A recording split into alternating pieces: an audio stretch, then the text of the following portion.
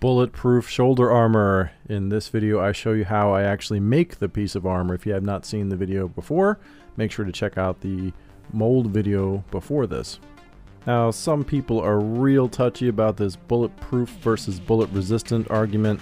I say bulletproof because if it stops bullets I call that bulletproof. I guess if you have a battleship and you shoot at something, maybe nothing is bulletproof except for maybe other battleships. But we're not building battleships here. Let's get started.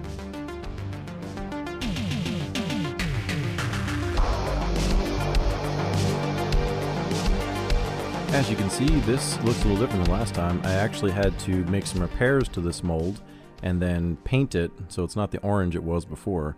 I had to have a painted surface in order to wax it, which was the problem last time. So this is the Part All Paste number 2 wax that I used. And it's just like an auto body wax. And you just rub it in here and then rub it away, just like wax on your car. And I applied 3 layers of this as per the instructions. And then the Part All number 10 spray, as I used last time. If you haven't seen the previous video where I make the mold for this, make sure to see that video and link below. Now this is carbon fiber. I used carbon fiber and fiberglass for this build. And this little Fisker's rotary scissor thing is very handy for this sort of thing. I don't think I could have cut this out with scissors very effectively. It would kind of come apart.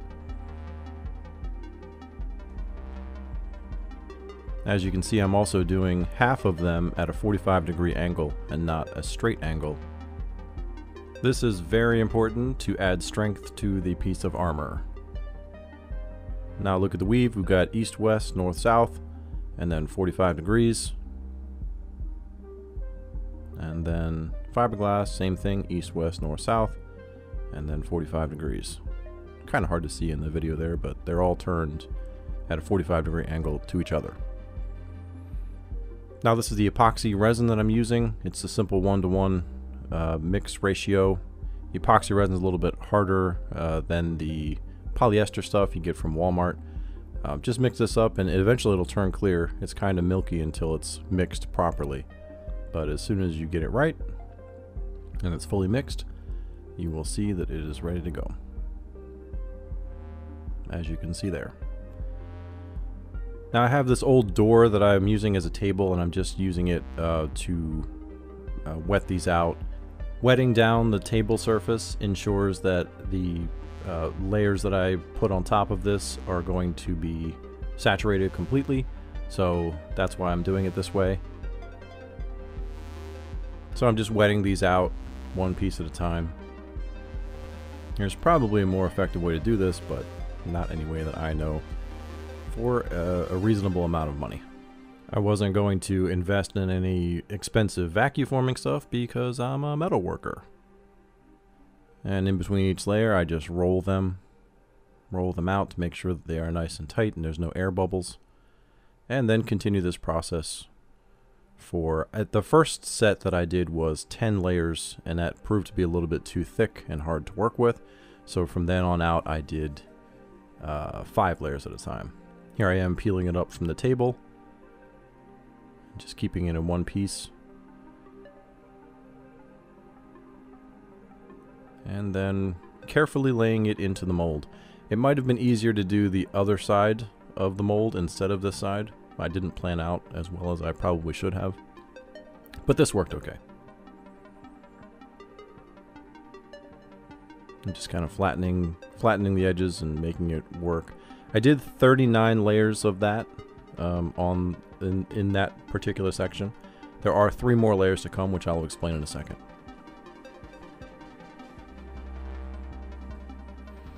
Now I'm just sealing it up into the mold. It's a little bit of a tight fit.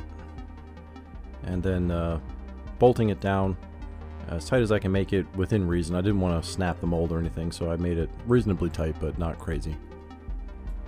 Now after 2 days of sitting and curing, this is how you pop it free. Just tap it with a hammer here and there. And I use some little wedges. I don't think I actually show any of that, but it was a bit of a battle to get it to come apart. There, and now it's apart, and you can see the part inside. And it looks pretty cool with carbon fiber. A little dent there, but we're going to fix that, not a big deal. Doesn't affect the strength at all.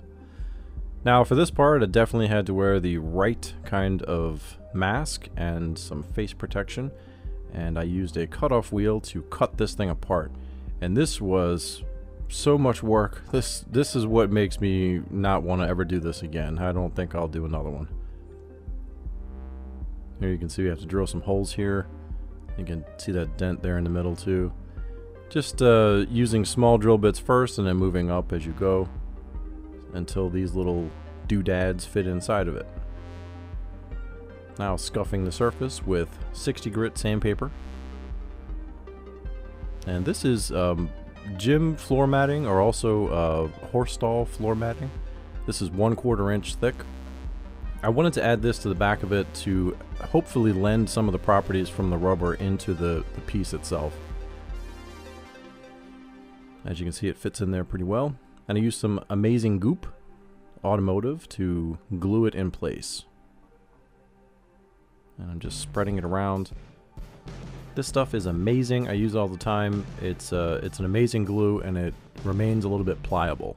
For maximum adhesion, you need to apply it to both surfaces that you intend to stick together.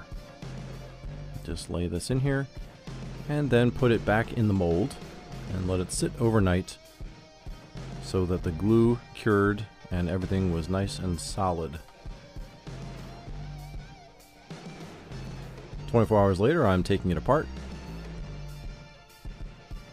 And as you can see, it's stuck in there really well. Looks good. Alright, moving on to the next part. So I decided that I wanted to add some backing to make sure that glue didn't fail after getting hit with a few rounds. So I added 3 layers of, 1 layer of fiberglass and 2 layers of carbon fiber to the rear of this. So that makes a total of 39 plus 3, making 42, if my math is right. Now these little things that failed inside the mold, I really wanted to show this little logo. So I decided to glue them on. I made some separate pieces and glued them on instead. I fully expect them to come apart once they get hit, but it looks cool and I just had to have it. This is Raptor bed liner spray. You just mix this stuff up by putting this, pouring the hardener into the container, shaking it up very well, and then using their spray gun, spraying the object. In this case, a piece of armor. In your case, maybe the bed of your truck. Cool stuff though, I really like it a lot. Very hard, and it'll hopefully help with the spalling or fragmentation. Now I've got it bolted on, as you can see, and I've got a little strap here to attach to your rig. I think I would have done something a little bit more beefy if I were doing this, you know, for production. Just some elastic here bolted in at the bottom too to go around your bicep. And there you go. Obviously this thing looks awesome. The next video is where we're going to test it though. That video will be out next week, and it's going to be a ton of fun to film and hopefully a ton of fun for you guys to watch. Hopefully you guys learned a lot from this process. I know I have. My main takeaway is that I hate fiberglass and I will never work with the devil's cloth again. I'm a metal worker. I don't like this stuff. Anyway, hope you guys liked it. Make sure to tune in next week. You don't want to miss it. See you guys next time. Be sure to see my full-length narrated tutorials where I show you how to make real armor with ordinary tools. Be sure to subscribe and click that bell so you get all notifications when I put out new videos. And if you want to see all the behind-the-scenes stuff, find me on Facebook and Instagram at the links you see on your screen. And while you're here, check out some of these other videos I've got.